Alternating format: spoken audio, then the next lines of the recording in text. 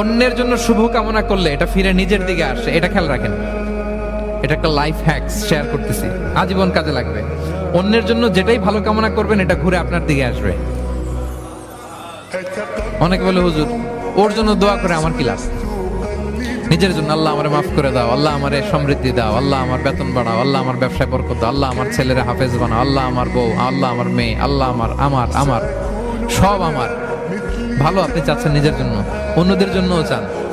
আল্লাহ আমার সব ভাইদেরকে মাফ করো, আল্লাহ আল্লাহ আমার গোটা মুসলিম উম্মাকে তুমি বরকত দাও, কল্যাণ দাও, নেতৃত্বে আসার তৌফিক দাও, আল্লাহ সবাইকে সুস্বাস্থ্য দাও।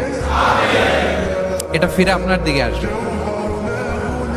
অন্যের জন্য শুভকামনা বহুগুণ বৃদ্ধি হয়ে নিজের দিকে রিটার্ন করে। বিষ্ণু সাল্লাল্লাহু এটাই বলেছেন, মা মিন আবদিন মুসলিমিন ইয়াদউ লিআখিহি বিযাহরিল গায়বি